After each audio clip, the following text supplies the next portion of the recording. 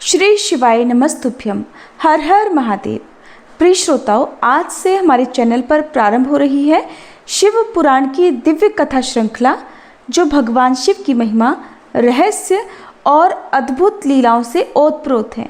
और ये ग्रंथ न केवल सृष्टि की उत्पत्ति को प्रकट करता है, बल्कि जीवन, मृत्यु, मोक्ष और धर्म के गूढ़ रहस्यों को भी उजागर करता है। शिव पुराण का प्रत्येक अध्याय एक ज्योति है, जो हमारे भीतर छुपे अंधकार को हरने की शक्ति रखता है। आप सभी श्रोताओं से निवेदन है कि आप इस दिव्य श्रृंखला को पहले अध्याय से लेकर अंतिम अध्याय तक निरंतर रूप से सुने, क्योंकि हर प्रसंग आपस में जुड़ा है और एक एक कथा आपको भगवान शिव के और समीप ले जाएगी। इस श्रृंखला में हर दिन एक नई कथा के साथ हम करेंगे भगवान शिव का ध्यान और एक नई प्रार्थना के साथ करेंगे कथा का शुभारंभ, ताकि हमारा मन, वचन और आत्मा पूर्ण रूप से भगवान शिव में लीन हो जाए। जिनके कंठ में नील वर्ण है, मस्तक पर चंद्रमा है, जो नाग को यज्ञोपवीत की तरह धारण करते हैं, श्री ब्रह्मा और विष्णु जिनके चरणों में हैं, ऐसे उमापति रुद्र को हम सब नमस्कार करते हैं। हे त्रिपुरांतक शिव, आप ही आदि हैं, आप ही अनंत हैं। आपकी ही कृपा से जीव मृत्यु से मुक्त होता है। आज जब हम शिव पुराण की ये यात्रा आरंभ कर रहे हैं, तो कृपया हमारे चित्त को शांत, बुद्धि को निर्मल और आत्मा को पवित्र करें। हमें आपकी कथा का श्रवण करने का सौभाग्य मिला है, तो ये सार्थक भी आपकी ही कृपा से होगा। ओम नमः शिवाय।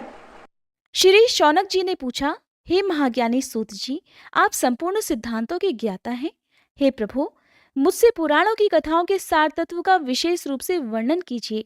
ज्ञान और वैराग्य सहित भक्ति से प्राप्त होने वाले विवेक की वृद्धि कैसे होती है, तथा साधु पुरुष किस प्रकार अपने काम, क्रोध आदि मानसिक विकारों का निवारण करते हैं। इस घोर कलयुग में जीव प्रायः आसुर स्वभाव के हो गए हैं। उस जीव समुदाय को शुद्ध बनाने के लिए सर्वश्रेष्ठ उपाय क्या है? आप इस समय मुझे ऐसा कोई शाश्वत साधन बताइए, जो कल्याणकारी वस्तुओं में भी सबसे उत्कृष्ट और परम मंगलमयी हो, तथा पवित्र करने वाले उपायों में भी सर्वोत्तम पवित्र कारक उपाय हो। हे तात, वह साधन ऐसा हो जिसके अनुष्ठान मात्र से ही अंतःकरण की विशेष शुद्धि हो जाए, तथा उससे निर्मल मन वाले पुरुष को सदा के लिए भगवान शिव की प्राप्ति हो जाए। तब श्री सूत जी कहने लगे कि हे मुनिश्रेष्ठ शौनक जी, आप धन्य हो, क्योंकि आपके हृदय में पुराण कथा सुनने का विशेष प्रेम और लालसा है। इसलिए मैं शुद्ध बुद्धि से विचार कर आपसे परम उत्तम शास्त्र का वर्णन करता हूँ। हे वत्स, वह संपूर्ण शास्त्रों के सिद्धांत से संपन्न, भक्ति आदि को बढ़ाने वाला और भगवान शिव को संतुष्ट करने वाला है। कानों के लिए रसायन, अमृत स्वरूप तथा दिव्य है, तुम उसे श्रवण करो। हे मुने, वह परम उत्तम शास्त्र है शिव पुराण, जिसका पूर्व काल में भगवान शिव ने ही प्रवचन किया था। यह काल रूपी सर्प से प्राप्त होने वाले महान त्रास का विनाश करने वाला उत्तम साधन है। गुरुदेव व्यास जी ने सनत कुमार मुनि का उपदेश पाकर बड़े आदर से संक्षेप में ही इस पुराण का प्रतिपादन किया है। इस पुराण के पठन पाठन का उद्देश्य है कलयुग में उत्पन्न होने वाले मनुष्यों के परम हित का साधन। ये शिव पुराण परम उत्तम शास्त्र है और इसे भूतल पर भगवान शिव का वांग्मय स्वरूप समझना चाहिए। सभी प्रकार से इसका सेवन करना चाहिए। इसका पठन और श्रवण सर्व साधन रूप है। इससे भगवान शिव की भक्ति पाकर श्रेष्ठतम स्थिति में पहुंचा हुआ मनुष्य शीघ्र ही शिव पद को प्राप्त कर लेता है। इसलिए संपूर्ण प्रयास करके मनुष्यों ने इस पुराण को पढ़ने की इच्छा की है, अथवा इसके अध्ययन को अभीष्ट साधन माना है। इसी तरह इसका प्रेम पूर्वक श्रवण भी संपूर्ण मनोवांछित फलों को देने वाला है। भगवान शिव के इस पुराण को सुनने से मनुष्य सभी पापों से मुक्त हो जाता है और इस जीवन में बड़े बड़े उत्कृष्ट भोगों का उपभोग करके अंत में शिवलोक को प्राप्त कर लेता है। यह शिव पुराण नामक ग्रंथ 24,000 श्लोकों से युक्त है। इसकी 7 संहिताएं हैं और मनुष्य को चाहिए कि वह भक्ति, ज्ञान और वैराग्य से संपन्न हो, बड़े आदर से इसका श्रवण करे। जो हर दिन नियम से शिव पुराण को पढ़ता है या सुनता है, वह पुण्यात्मा है और इसमें बिल्कुल भी संशय नहीं है। जो उत्तम बुद्धि वाला पुरुष अंतकाल में भक्तिपूर्वक इस पुराण को सुनता है, उस पर अत्यंत प्रसन्न हुए भगवान महेश्वर उसे अपना परम धाम प्रदान कर देते हैं। जो प्रतिदिन आदर पूर्वक इस शिव पुराण का पूजन करता है, वह इस संसार में संपूर्ण भोगों को भोग कर अंत में भगवान शिव के पद को प्राप्त कर लेता है। जो प्रतिदिन आलस्य रहित होकर रेशमी वस्त्र आदि के वेष्टन से इस शिव पुराण का सत्कार करता है, वह सदा सुखी रहता है। यह शिव पुराण निर्मल तथा भगवान शिव का सर्वस्व है। जो इस लोक और परलोक में भी सुख चाहता हो, उसे आदर के साथ प्रयत्न पूर्वक इसका श्रवण अथवा पठन पाठन करना चाहिए। यह निर्मल और उत्तम शिव पुराण धर्म, अर्थ, काम और मोक्ष चारों पुरुषार्थों को देने वाला है, अतः सदा प्रेम पूर्वक इसका श्रवण और विशेष पाठ करना चाहिए। सूत जी महाराज श्री शौनक आदि ऋषियों को शिव महापुराण की कथा सुना रहे हैं। श्री शौनक जी ने कहा, हे महाभाग सूत जी, आप धन्य हैं, परमार्थ तत्व के ज्ञाता हैं। आपने कृपा करके हम लोगों को ये बड़ी अद्भुत और दिव्य कथा सुनाई है। भूतल पर इस कथा के समान कल्याण का सर्वश्रेष्ठ साधन दूसरा और कोई नहीं है। ये बात हमने आज आपकी कृपा से निश्चय पूर्वक समझ ली। हे सूत जी, कलयुग में इस कथा के द्वारा कौन कौन से पापी शुद्ध होते हैं, उन्हें कृपा पूर्वक बतलाइए और इस जगत को कृतार्थ कीजिए। तब श्री सूत जी कहने लगे, हे मुने, जो मनुष्य पापी, दुराचारी, खल तथा काम क्रोध आदि में निरंतर डूबे रहने वाले हैं, वे भी इस पुराण के श्रवण पठन से अवश्य ही शुद्ध हो जाते हैं। इसी विषय में जानकर मुनि इस प्राचीन इतिहास का उदाहरण दिया करते हैं, जिसके श्रवण मात्र से पापों का पूरी तरह से नाश हो जाता है। पहले समय की बात है, कहीं किरातों के नगर में एक ब्राह्मण रहा करता था, जो ज्ञान में अत्यंत दुर्बल, दरिद्र, रस बेचने वाला तथा वैदिक धर्म से विमुख था। वह स्नान, संध्या आदि कर्मों से भ्रष्ट हो गया था और वैश्यवृत्ति में तत्पर रहा करता था। उसका नाम था देवराज। वो अपने ऊपर विश्वास करने वाले लोगों को ठगा करता था। उसने ब्राह्मणों, क्षत्रियों, वैश्यों, शूद्रों और दूसरों को भी अनेकों बहानों से मारकर उनका धन हड़प लिया था, परंतु उस पापी का थोड़ा सा भी धन कभी धर्म के काम में नहीं लगा था। वह वेश्यागामी तथा सभी प्रकार से आचार और पथ भ्रष्ट था। एक दिन की बात है, वह घूमता घामता दैवयोग से प्रतिष्ठानपुर अर्थात झूसी प्रयाग में जा पहुंचा। वहां उसने एक शिवालय देखा, जहां बहुत से साधु महात्मा एकत्रित हुए थे। देवराज उसी शिवालय में ठहर गया, किंतु वहां पर जाकर उस ब्राह्मण को ज्वर हो गया। उस ज्वर से अर्थात बुखार से उसको बहुत पीड़ा होने लगी। वहां एक ब्राह्मण देवता शिव पुराण की कथा सुना रहे थे। ज्वर में पड़ा हुआ देवराज ब्राह्मण के मुखारविंद से निकली हुई उस शिव कथा को निरंतर सुनता रहा। 1 मास के बाद वह ज्वर से अत्यंत पीड़ित होकर चल बसा। अब यमराज के दूत आए और उसे पाश से बांधकर बलपूर्वक यमपुरी में ले गए। इतने में ही शिवलोक से भगवान शिव के पार्षदगण वहां आ गए। उनके गौर अंग कर्पूर के समान उज्जवल थे, हाथ त्रिशूल से सुशोभित थे, उनके संपूर्ण अंग भस्म से उद्भासित थे और रुद्राक्ष की मालाएं उनके शरीर की शोभा बढ़ा रही थी। वे सब के सब क्रोधपूर्वक यमपुरी में गए और यमराज के दूतों को मार पीट कर बारंबार धमकाकर उन्होंने देवराज को उनके चंगुल से छुड़ा लिया और फिर अत्यंत अद्भुत विमान पर बिठाकर जब वे शिवदूत कैलाश पर्वत पर जाने के लिए तैयार हुए, उस समय यमपुरी में बड़ा भारी कोलाहल मच गया। उस कोलाहल को सुनकर धर्मराज अपने भवन से बाहर आए। साक्षात दूसरे रुद्रों के समान प्रतीत होने वाले उन चारों दूतों को देखकर धर्मज्ञ धर्मराज ने उनका विधिपूर्वक पूजन किया और ज्ञान दृष्टि से देखकर सारा वृतांत जान लिया। उन्होंने भय के कारण भगवान शिव के उन महात्मा दूतों से कोई बात ही नहीं पूछी, उल्टे उन सबकी पूजा और प्रार्थना की। तत्पश्चात वे शिवदूत कैलाश को चले गए। वहां पहुंचकर उन्होंने उस ब्राह्मण को दयासागर सांब शिव के हाथों में दे दिया। शौनक जी कहने लगे, हे महाभाग सूत जी, आप सर्वज्ञ हैं। हे महामते, आपके कृपा प्रसाद से मैं बारंबार कृतार्थ हुआ। इस इतिहास को सुनकर मेरा मन अत्यंत आनंद में निमग्न हो रहा है। अतः अब भगवान शिव में प्रेम बढ़ाने वाली शिव संबंधिनी दूसरी कथा को भी कहिए। तब श्री सूत जी बोले, हे शौनक, सुनो, मैं तुम्हारे सामने गोपनीय कथा वस्तु का भी वर्णन करूंगा, क्योंकि तुम शिव भक्तों में अग्रगण्य तथा वेदवेत्ताओं में श्रेष्ठ हो, इसलिए ध्यान पूर्वक सुनो।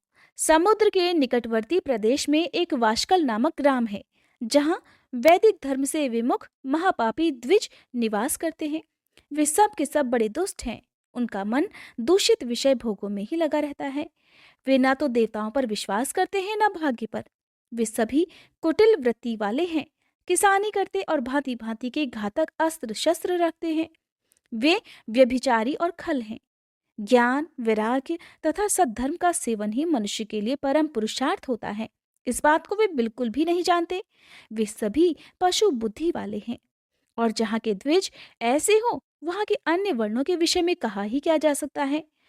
अन्य वर्णों के लोग भी उन्हीं की भांति कुत्सित विचार रखने वाले, स्वधर्म विमुख और खल हैं। द्विज अर्थात ब्राह्मण होता है। वे सभी कुकर्मों में लगे रहते और नित्य विषय भोगों में ही डूबे रहते हैं।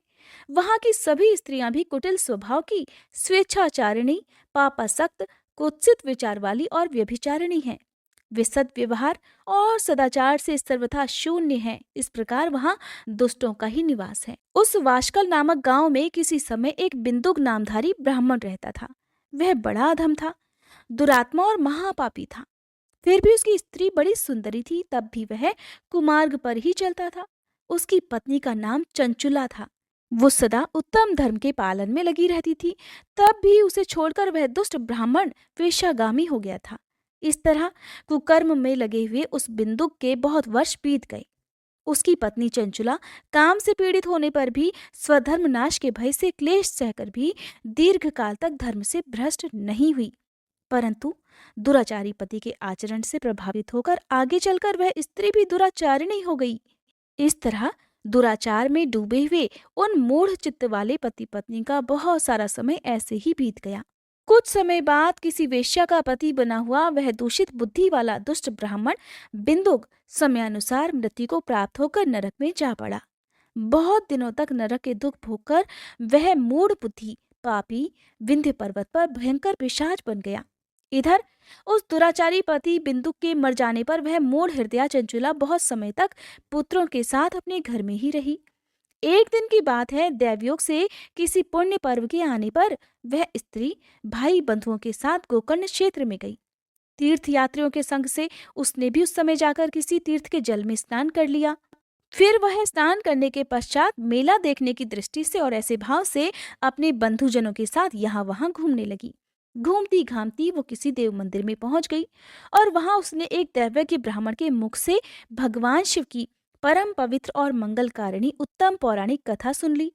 कथावाचक ब्राह्मण उस समय कह रहे थे कि जो स्त्रियां पर पुरुषों के साथ व्यभिचार करती हैं, वे मरने के बाद जब यमलोक में जाती हैं, तब यमराज के दूत उन्हें तपे हुए लोहों से दागते हैं।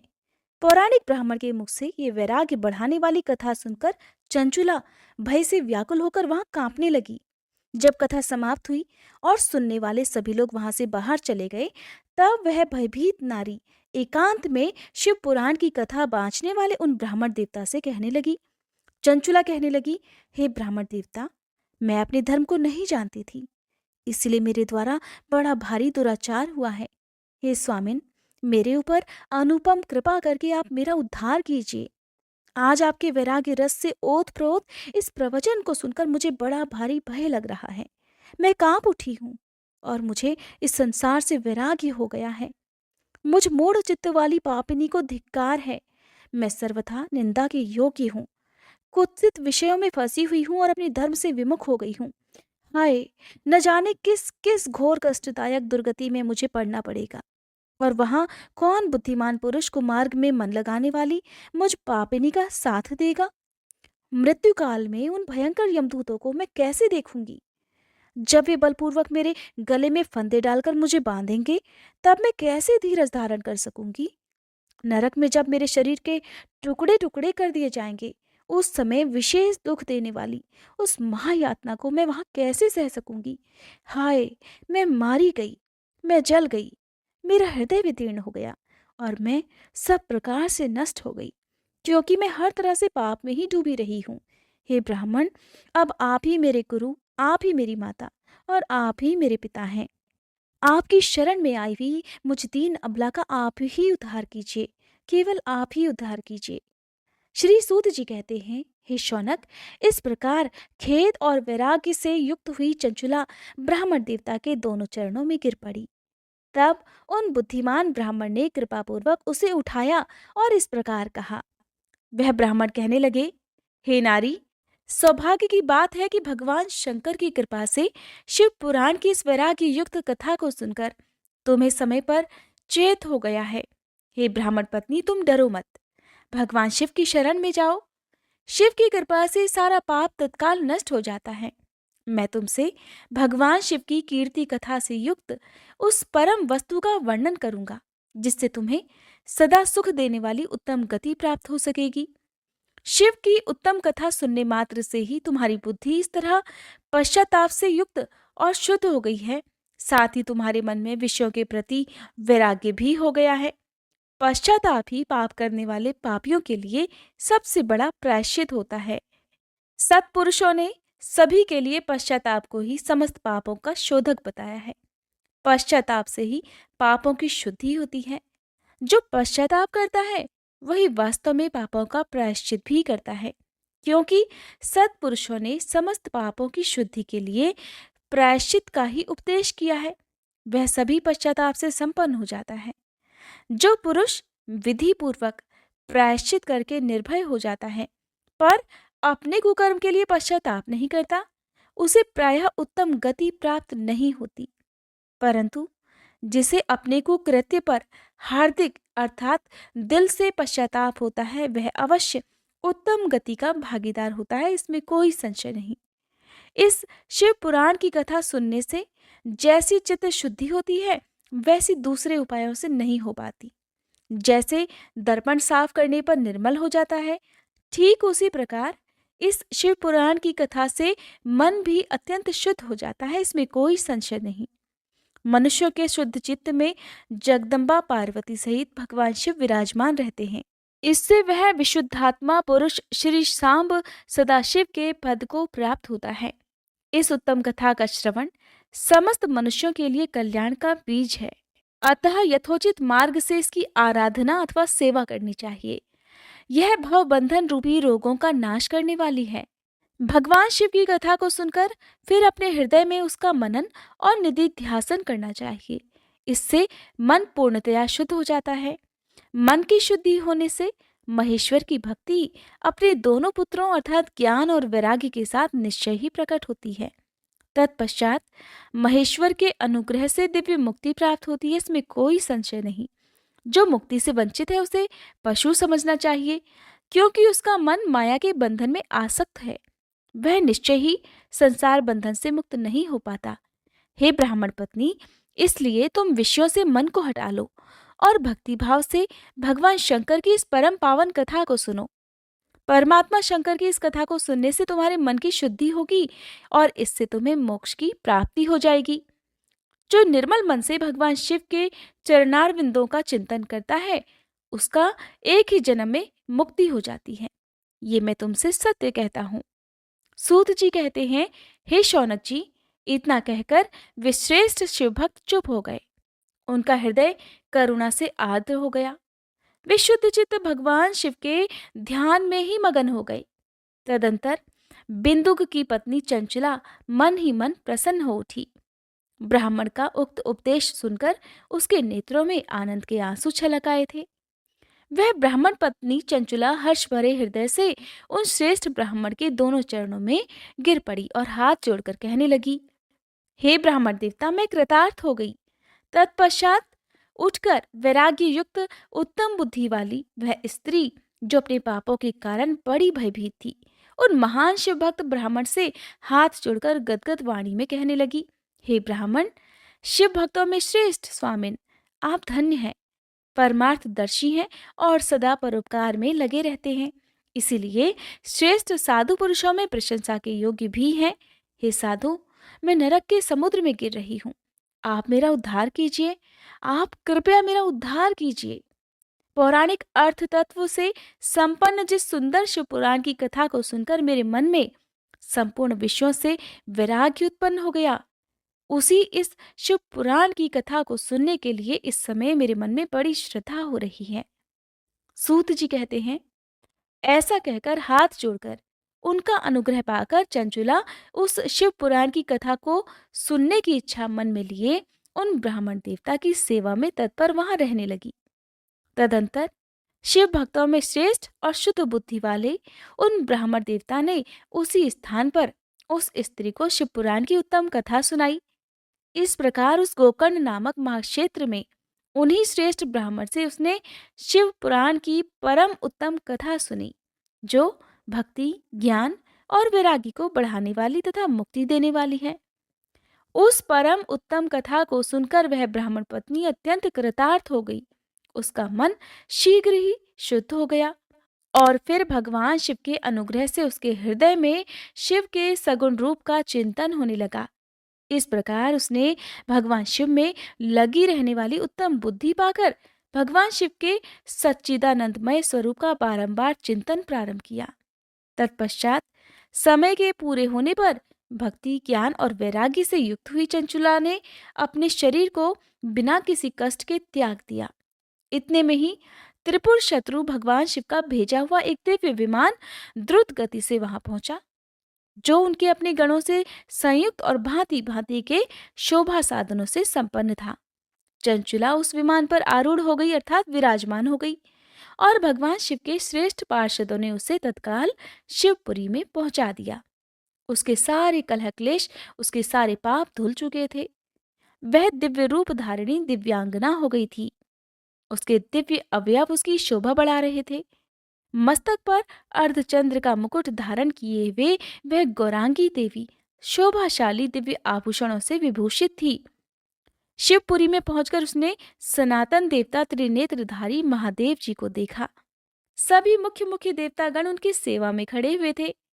गणेश जी, भृंगी, नंदीश्वर तथा वीरभद्रेश्वर आदि उनकी सेवा में उत्तम भक्तिभाव से उपस्थित थे। उनकी अंग कांति करोड़ों सूर्यों के समान प्रकाशित हो रही थी। कंठ में नील चिन्ह शोभा पा रहा था। 5 मुख और प्रत्येक मुख में 3-3 नेत्र थे। मस्तक पर अर्धचंद्राकार मुकुट शोभा बढ़ा रहा था। उन्होंने अपने वामांग भाग में गौरी देवी को बिठा रखा था, जो विद्युत पुंज के समान प्रकाशित थी। गौरीपति महादेव जी की कांति कपूर के समान गौर थी। उनका सारा शरीर श्वेत भस्म से भासित था। शरीर पर श्वेत वस्त्र शोभा पा रहे थे।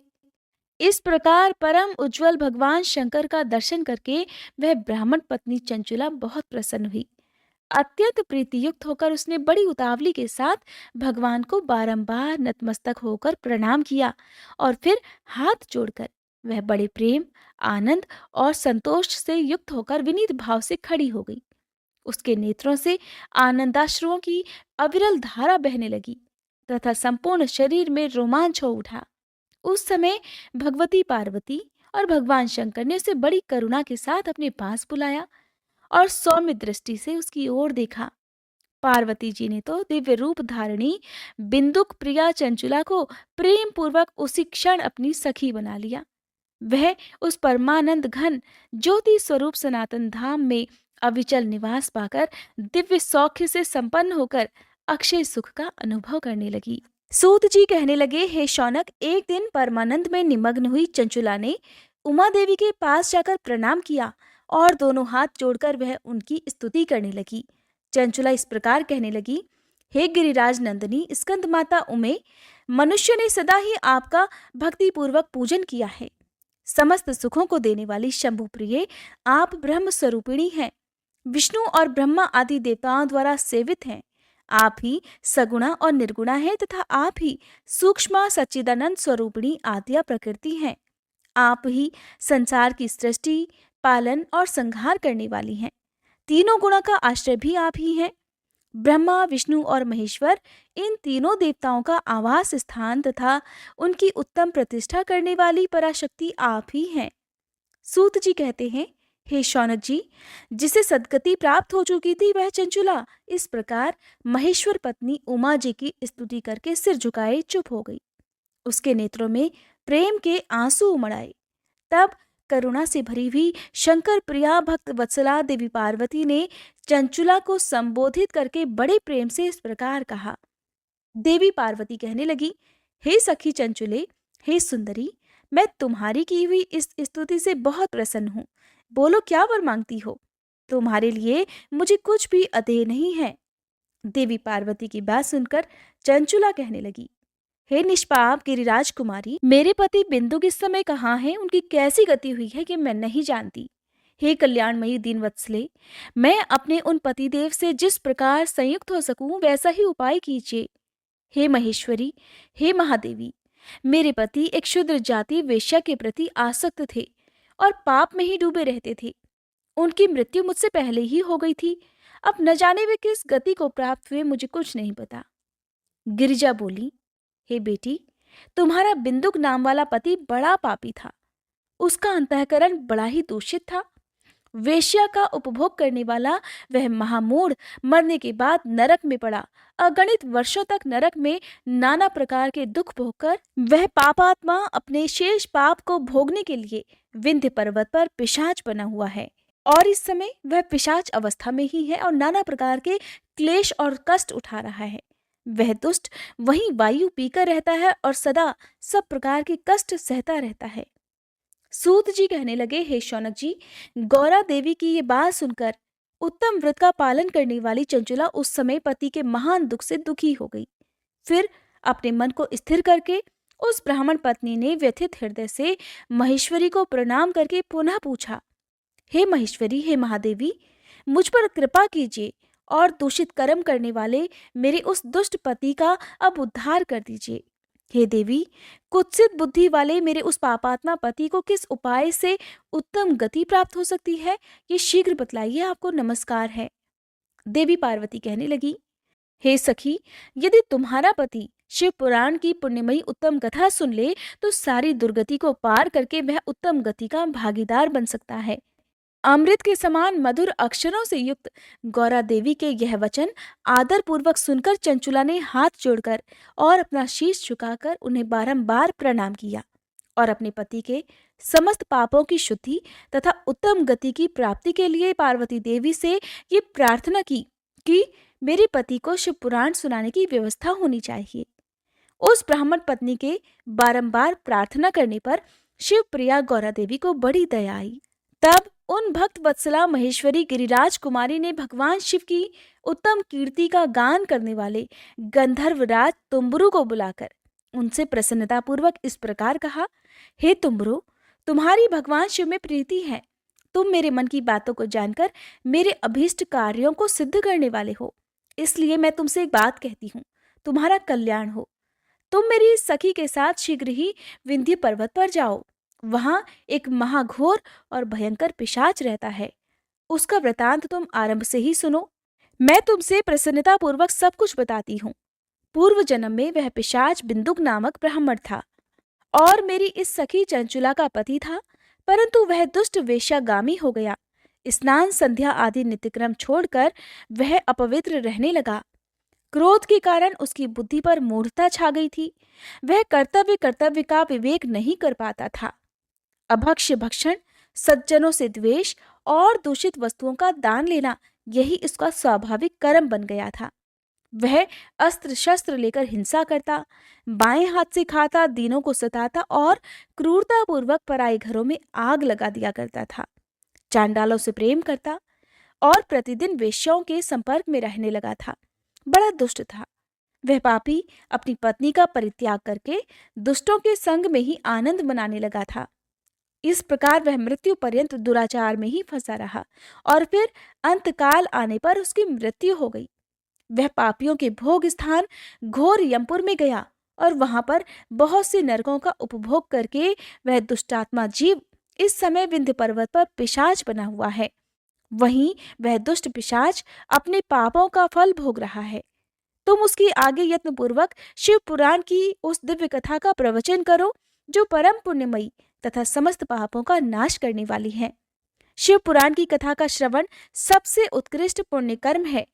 उससे उसका हृदय शीघ्र ही समस्त पापों से शुद्ध हो जाएगा और वह प्रेत योनि का परित्याग कर देगा। उस दुर्गति से मुक्त होने पर बिंदुक नामक पिशाच को मेरी आज्ञा से विमान पर बिठाकर तुम भगवान शिव के समीप ले आओ। श्री सूत जी कहते हैं, हे शौनक जी, महेश्वरी उमा के इस प्रकार आदेश देने पर गंधर्वराज तुम्बुरु मन ही मन बड़े प्रसन्न हुए। उन्होंने अपने भाग्य की सराहना की तत्पश्चात उस पिशाच की सती साध्वी पत्नी चंचुला के साथ विमान पर बैठकर नारद जी के प्रिय मित्र तुम्बरू वेग पूर्वक विंध्याचल पर्वत पर गए। अब तो आपको पता चल ही गया होगा कि तुम्बरू कौन है और उनका कार्य क्या था। अब जहां पर वह पिशाच रहता था उस जगह पर वे पहुंच गए। वहां पर जाकर उन्होंने उस पिशाच को देखा। उसका शरीर विशाल था, थोड़ी बहुत बड़ी थी। कभी वो हंसता, कभी रोता और कभी उछलने लगता था। उसकी आकृति बड़ी विकराल थी। भगवान शिव की उत्तम कीर्ति का गान करने वाले महाबली तुम्बरू ने उस अत्यंत भयंकर पिशाच को पाशों द्वारा बांध लिया। तदंतर तुम्बरू ने शिव पुराण की कथा बांचने का निश्चय करके महोत्सव युक्त स्थान और मंडप आदि की रचना की। इतने में ही संपूर्ण लोगों में बड़े वेग से ये प्रचार हो गया कि देवी पार्वती की आज्ञा से एक पिशाच का उद्धार करने के उद्देश्य से शिव पुराण की उत्तम कथा सुनाने के लिए तुम्बरू महाराज विंध्य पर्वत पर गए हुए हैं। फिर तो उस कथा को सुनने के लोभ से बहुत से देवर्षि शीघ्र ही वहां पर जा पहुंचे। आदर पूर्वक शिव पुराण सुनने के लिए आए हुए लोगों का उस पर्वत पर बड़ा अद्भुत और कल्याणकारी समाज जुट गया। फिर तुम्बरू ने उस पिशाच को पाशों से बांधकर आसन पर बिठाया और हाथ में वीणा लेकर गौरीपति की कथा का गान प्रारंभ कर दिया। अब आपको यहाँ पर ध्यान देना है कि कौन कौन सी संहिताओं का वर्णन आपको शिव पुराण की कथा में सुनने को मिलेगा। पहली अर्थात विद्वेश्वर संहिता से लेकर 7वीं वायु संहिता तक महात्म्य सहित शिव पुराण की कथा का उन्होंने स्पष्ट वर्णन किया। 7 संहिताओं सहित शिव पुराण का आदर पूर्वक श्रवण करके वे सभी श्रोतागण पूर्णतः कृतार्थ हो गए और उस परम पुण्यमय शिव पुराण को सुनकर उस पिशाच ने भी अपने सारे पापों को धोकर अपने उस पैशाचिक शरीर का त्याग कर दिया। फिर तो शीघ्र ही उसका रूप दिव्य हो गया, अंग कांति गौरवर्ण की हो गई, शरीर पर श्वेत वस्त्र तथा सभी प्रकार के पुरुषोचित आभूषण उसके अंगों को उद्भासित करने लगे। वह त्रिनेत्रधारी चंद्रशेखर रूप हो गया। इस प्रकार दिव्य देहधारी होकर श्रीमान बिंदुक अपनी प्राण वल्लभा चंचुला के साथ स्वयं भी पार्वती वल्लभ भगवान शिव का गुणगान करने लगा। उसकी स्त्री को इस प्रकार दिव्य रूप से सुशोभित देखकर वे सभी देवर्षि बड़े विस्मित हुए। उनका चित्त परमानंद से परिपूर्ण हो गया। भगवान महेश्वर का वह अद्भुत चरित्र सुनकर वे सभी श्रोतागण परम कृतार्थ होकर प्रेम पूर्वक श्री शिव जी का यशोगान करते हुए अपने अपने धाम को चले गए। दिव्य रूपधारी श्रीमान बिंदुक भी सुंदर विमान पर अपनी प्रियतमा के साथ बैठकर सुखपूर्वक आकाश में स्थित होकर बड़ी शोभा पाने लगा। तत्पश्चात महेश्वर के सुंदर और मनोहर गुणों का गान करता हुआ वह अपनी प्रियतमा तथा तुम्बरू के साथ शीघ्र ही शिवधाम में जा पहुंचा। वहां भगवान महेश्वर तथा पार्वती देवी ने प्रसन्नतापूर्वक बिंदु का बड़ा सत्कार किया और उसे अपना पार्षद बना लिया। उसकी पत्नी चंचुला देवी पार्वती जी की सखी बन गई। उस घनीभूत ज्योति स्वरूप परमानंदमय सनातन धाम में अविचल निवास पाकर वे दोनों दंपति परम सुखी हो गए। शौनक जी कहते हैं, हे सूत जी, आपको नमस्कार है। आप धन्य हैं, शिव भक्तों में श्रेष्ठ हैं। आपके महान गुण वर्णन करने योग्य हैं। अब आप कल्याणमय शिव पुराण के श्रवण की विधि बतलाइए, जिससे सभी श्रोताओं को संपूर्ण उत्तम फल की प्राप्ति हो सके। तब सूत जी महाराज कहने लगे कि हे मुनि शौनक, अब मैं तुम्हें संपूर्ण फल की प्राप्ति के लिए शिव पुराण के श्रवण की विधि बता रहा हूँ। ध्यान पूर्वक सुनो। पहले किसी ज्योतिषी को बुलाकर दान मान से संतुष्ट करके अपने सहयोगी लोगों के साथ बैठकर बिना किसी विघ्न बाधा के कथा की समाप्ति होने के उद्देश्य से शुद्ध मुहूर्त का अनुसंधान कराएं और फिर प्रयत्न पूर्वक देश देश में स्थान स्थान पर यह संदेश भेजें कि हमारे यहाँ शिव पुराण की कथा होने वाली है। अपने कल्याण की इच्छा रखने वाले लोगों को उसे सुनने के लिए अवश्य पधारना चाहिए। कुछ लोग भगवान श्रीहरि की कथा से बहुत दूर पड़ गए हैं। कितने ही स्त्री शूद्र आदि भगवान शंकर के कथा कीर्तन से वंचित रहते हैं। उन सभी को भी सूचना मिल जाए, ऐसा प्रबंध करना चाहिए। देश देश के जिस भी कोने में जो भगवान शिव के भक्त हों तथा शिव कथा के कीर्तन और श्रवण के लिए उत्सुक हों, उन सभी को आदर पूर्वक बुलवाना चाहिए और आए हुए लोगों का सभी प्रकार से आदर सत्कार करना चाहिए।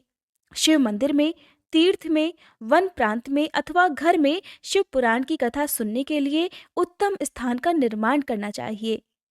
केले के खंभों से सुशोभित एक ऊंचा कथा मंडप तैयार कराएं। उसे सब ओर से फल पुष्प आदि से तथा सुंदर चंदोवे से अलंकृत करें और चारों ओर ध्वजा पता लगाकर तरह तरह के सामानों से सजाकर सुंदर शोभा संपन्न बना दें। भगवान शिव के प्रति सभी प्रकार से उत्तम भक्ति करनी चाहिए। वही सब तरह से आनंद का विधान करने वाली है। परमात्मा भगवान शंकर के लिए दिव्य आसन का निर्माण करना चाहिए तथा कथावाचक के लिए भी एक ऐसा दिव्य आसन बनाना चाहिए जो उनके लिए सुखद हो सके। हे मुने, नियम पूर्वक कथा सुनने वाले श्रोताओं के लिए भी यथा योग्य सुंदर स्थानों की व्यवस्था करनी चाहिए। अन्य लोगों के लिए साधारण स्थान ही रखना चाहिए, जिसके मुख से निकली हुई वाणी देहधारियों के लिए कामधेनु के समान अभीष्ट फल देने वाली होती है। उस पुराण वेत्ता विद्वान वक्ता के प्रति तुच्छ बुद्धि कभी नहीं करनी चाहिए। संसार में जन्म तथा गुणों के कारण बहुत से गुरु होते हैं, परंतु उन सभी में पुराणों का ज्ञाता विद्वान ही सबसे परम गुरु माना जाता है। पुराण वेत्ता पवित्र, दक्ष, शांत, ईर्ष्या पर विजय पाने वाला, साधु और दयालु होना चाहिए। ऐसा प्रवचन कुशल विद्वान इस पुण्यमयी कथा को कहे। सूर्योदय से आरंभ करके 3:30 पहर तक उत्तम बुद्धि वाले विद्वान पुरुष को शिव पुराण की कथा सम्यक रीति से बांचनी चाहिए। मध्याह्न काल में 2 घड़ी तक कथा बंद रखनी चाहिए, जिससे कथा कीर्तन से अवकाश पाकर लोग अपना अपना कार्य कर सकें। कथा प्रारंभ होने से एक दिन पहले व्रत ग्रहण करने के लिए वक्ता को शौर करा लेना चाहिए। जिन दिनों कथा हो रही हो उन दिनों प्रयत्नपूर्वक प्रातःकाल का सारा नित्य कर्म संक्षेप से ही कर लेना चाहिए। वक्ता के पास उसकी सहायता के लिए एक दूसरा वैसा ही विद्वान स्थापित करना चाहिए और वह भी सभी प्रकार के संशयों को निवृत्त करने में समर्थ और लोगों को समझाने में कुशल होना चाहिए। कथा में आने वाले विघ्नों की निवृत्ति के लिए गणेश जी का पूजन सर्वप्रथम करना चाहिए। कथा के स्वामी भगवान शिव की तथा विशेषतः शिव पुराण की पुस्तक की भक्तिभाव से पूजा करें। तत्पश्चात उत्तम बुद्धि वाला श्रोता तन मन से शुद्ध और प्रसन्नचित होकर आदर पूर्वक शिव पुराण की कथा सुने। जो भी वक्ता और श्रोता अनेक प्रकार के कर्मों में भटक रहे हों, काम आदि 6 विकारों से युक्त हों, स्त्री में आसक्ति रखते हों और पाखंडपूर्ण बातें कहते हों, वे पुण्य के भागीदार कभी नहीं होते। जो लौकिक चिंता तथा धन, ग्रह और पुत्र आदि की चिंता को छोड़कर कथा में मन लगाए रहते हैं, उन शुद्ध बुद्धि पुरुषों को उत्तम फल की प्राप्ति होती है। आप सभी श्रोतागणों को एक जानकारी दे दूं कि आप सभी शिव महापुराण की इस कथा को घर पर जिस भी समय सुनते हैं, उस समय कोशिश यही करनी चाहिए कि आपके आसपास कोई भी किसी भी प्रकार का विघ्न आपकी इस कथा में ना हो। आप जब भी कथा सुने तो उस समय आपका मन शांत होना चाहिए। पूरी तरह से भगवान में ध्यान लगाकर आप उस कथा में इस तरह डूब जाएं कि आपको ऐसा लगना चाहिए कि सारा दृश्य आपके सामने उपस्थित हो गया है। उसे ही कहते हैं कि आप पूरी तरह से तन्मय होकर कथा सुन रहे हैं। और रही बात, जिस तरह से अभी इस कथा में बताया गया है कि आपको अपने आसपास कथा प्रारंभ करने से पहले सूचना दे देनी चाहिए कि आपके घर पर शिव महापुराण की कथा होने वाली है। तो ऐसा आपको तभी करना है जब आपके घर पर खुद आपने शिव महापुराण की कथा का पाठ रखवाया हो। जब आप मोबाइल के द्वारा इन कथाओं को सुनते हैं तब आपके लिए ऐसा करना बिल्कुल भी ज़रूरी नहीं है। लेकिन हाँ, अगर आप हो सके तो इन कथाओं को मोबाइल पर, चाहे वो किसी भी माध्यम से हो, चाहे वो फेसबुक हो, व्हाट्सएप हो, स्टेटस हो, उसके माध्यम से आप इन कथाओं को दूसरे लोगों तक भेज सकते हैं। लेकिन इन कथाओं का संदेश आपको उन्हीं लोगों तक भेजना है जो कि भगवान में विश्वास रखते हो, जो कि सच्चे मन से शिव महापुराण की कथाएं सुनना चाहते हो। ऐसा ना हो कि आपने ऐसे लोगों को ये वीडियोस शेयर कर दी जो उसमें बिल्कुल भी इंटरेस्ट ना रखते हो या उनका भगवान में विश्वास ही ना हो। कहते हैं आप जिस भी कथा को सुनते हैं या पढ़ते हैं, यदि आप उसका प्रसार करते हैं तो उसका कई गुना पुण्य भी आपको प्राप्त होता है। यही कारण है कि जब भी हमारे घर में चाहे शिव महापुराण की कथा का पाठ हो, सत्यनारायण भगवान की कथा हो, तो हम अपने आसपास के या अपने रिश्तेदारों को सूचित कर देते हैं कि आज हमारे घर पर ये कथा प्रारंभ होने वाली है। आप सभी समय से आकर कथा का रसपान कर सकते हैं। अब क्योंकि जमाना बदल रहा है, डिजिटल जमाना हो चुका है, तो लोग मोबाइल पर ही इन कथाओं का नियमित रूप से श्रवण कर लेते हैं। ऐसे में हो सके तो आप चाहे वो मेरे चैनल पर वीडियोस देखते हैं या किसी और के चैनल पर देखते हैं, जो भी वीडियो आपको पसंद आती है उसको ज़्यादा से ज़्यादा लोगों तक आप शेयर कर दिया करें।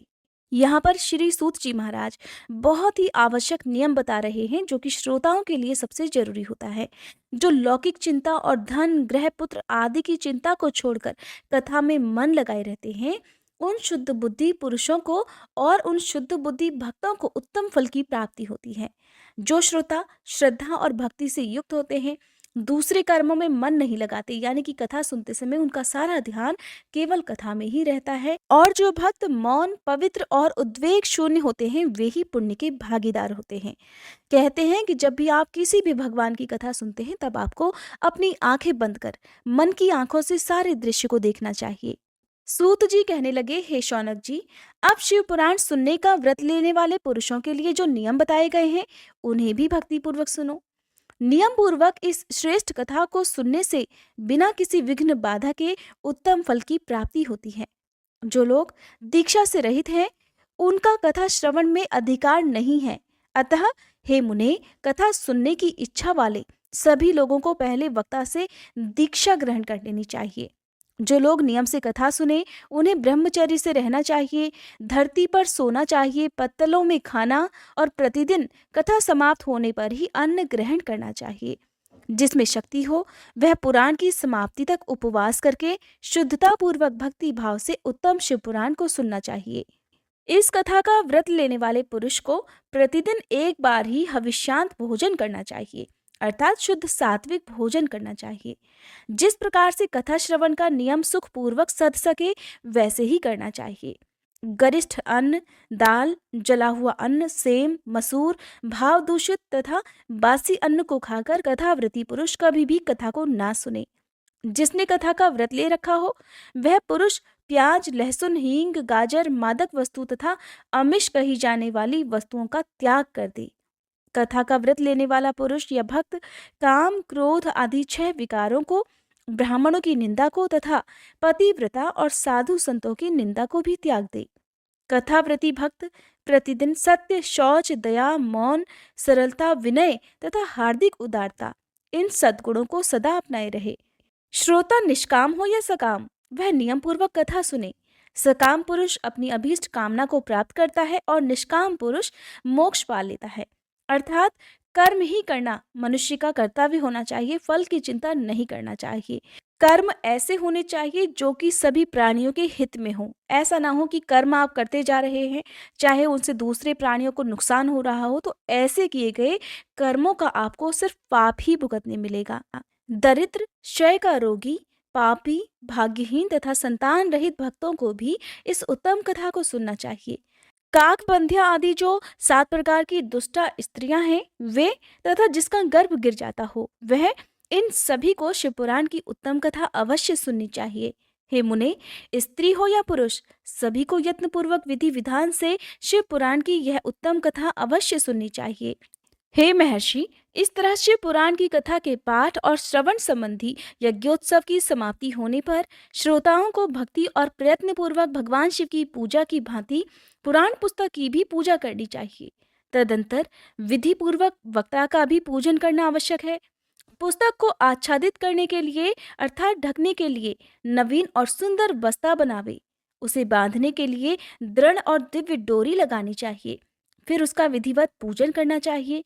हे मुनिश्रेष्ठ, इस प्रकार महान उत्सव के साथ पुस्तक और वक्ता की विधिवत पूजा करके वक्ता की सहायता के लिए स्थापित किए हुए पंडित जी का भी उसी के अनुसार धन आदि के द्वारा उससे कुछ ही कम सत्कार करना चाहिए। वहां आए हुए ब्राह्मणों को अन्न, धन आदि का दान करना चाहिए। साथ ही गीत, वाद्य और नृत्य आदि के द्वारा महान उत्सव की रचना करनी चाहिए। हे शौनक जी, यदि श्रोता विरक्त हो तो उसके लिए कथा समाप्ति के दिन विशेष रूप से उस गीता का पाठ करना चाहिए जिसे श्री रामचंद्र जी के प्रति भगवान शिव ने कहा था। यदि श्रोता गृहस्थ हो तो उस बुद्धिमान को उस श्रवण कर्म की शांति के लिए शुद्ध हविष्य के द्वारा होम करना चाहिए। हे मुने, रुद्र संहिता के प्रत्येक श्लोक द्वारा होम करना उचित होता है अथवा गायत्री मंत्र से ही होम करना चाहिए, क्योंकि वास्तव में यह पुराण गायत्रीमय ही है। अथवा इन सब के अतिरिक्त शिव पंचाक्षर मूल मंत्र से हवन करना उचित है। होम करने की शक्ति न हो तो विद्वान पुरुष यथाशक्ति हवनीय भविष्य का ब्राह्मण को दान करे। घर में किसी भी प्रकार के दोष की शांति के लिए भक्ति पूर्वक शिव सहस्त्र नाम का पाठ अथवा श्रवण करना चाहिए। इससे सब कुछ सफल हो जाता है, इसमें कोई संशय नहीं, क्योंकि तीनों लोकों में उससे बढ़कर कोई वस्तु नहीं है। कथा श्रवण संबंधी व्रत की पूर्णता की सिद्धि के लिए 11 ब्राह्मणों को मधु मिश्रित खीर का भोजन कराना चाहिए और उन्हें दक्षिणा देनी चाहिए। हे मुने, यदि शक्ति हो तो 3 तोले सोने का एक सुंदर सिंहासन बनवाएं और उस पर उत्तम अक्षरों में लिखी अथवा लिखवाई गई शिव पुराण की पोथी विधि पूर्वक स्थापित करनी चाहिए। तत्पश्चात पुरुष को उसकी आह्वान आदि विविध उपचारों से पूजा करके दक्षिणा चढ़ानी चाहिए।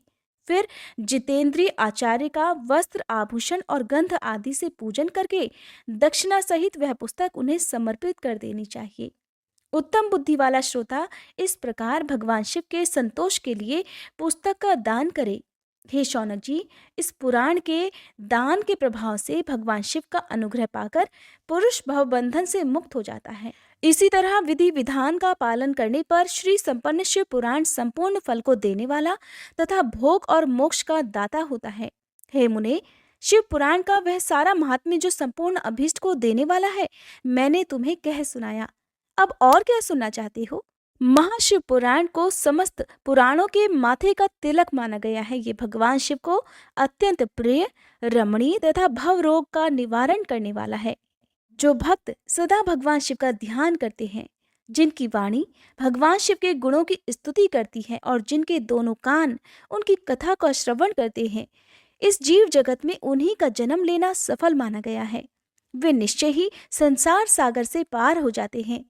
भिन्न भिन्न प्रकार के समस्त गुण जिनके सच्चिदानंदमय स्वरूप का कभी स्पर्श नहीं करते, जो अपनी महिमा जगत के बाहर और भीतर भासमान है तथा जो मन के बाहर और भीतर वाणी और मनोवृत्ति रूप में प्रकाशित होते हैं, उन अनंत आनंद घन रूप परम शिव की मैं शरण लेता हूँ। जय भोलेनाथ। आज के अध्याय में बस इतना ही और अध्याय का समापन अब हम सभी भगवान शिव की आरती के साथ करेंगे। इसके आगे की कथा आप सभी कल की वीडियो में ज़रूर सुनिएगा। ओम जय शिव ओमकारा, स्वामी जय शिव ओमकारा, ब्रह्मा विष्णु सदा शिव, ब्रह्मा विष्णु सदा शिव, अर्धांगी धारा। ओम जय शिव ओमकारा, एकानन चतुरानन पंचानन राजे, स्वामी पंचानन राजे, हंसासन गरुड़ासन वृषवाहन साजे।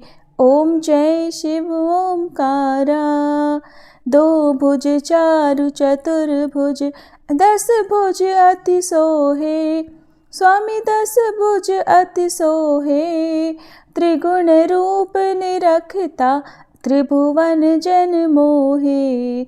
ओम जय शिव ओमकारा, अक्षमाला वनमाला मुंडमाला धारी, स्वामी मुंडमाला धारी, चंदन मृग मद सोहे, भाले शशिधारी। ओम जय शिव ओमकारा, श्वेतांबर पीतांबर बाघांबर अंगे, स्वामी बाघांबर अंगे, सनकादिक गरुड़ादिक भूतादिक संगे। ओम जय शिव ओमकारा, कर के मध्य कमंडल चक्र त्रिशूलधारी, स्वामी चक्र त्रिशूलधारी, सुखकारी दुखहारी जग पालनकारी। ओम जय शिव ओमकारा, ब्रह्मा विष्णु सदा शिव, जानत अविवेका, स्वामी जानत अविवेका, प्रणवाक्षर में शोभित ये तीनों एका। ओम जय शिव ओमकारा, त्रिगुण स्वामी जी की आरती जो कोई नर गावे, स्वामी जो कोई नर गावे, कहत शिवानंद स्वामी, रटत भोलानंद स्वामी, सुख संपत्ति पावे। ओम जय शिव ओमकारा, ओम जय शिव ओमकारा, स्वामी जय शिव ओमकारा। ब्रह्मा विष्णु सदाशिव, अर्धांगी धारा, ओम जय शिव ओमकारा।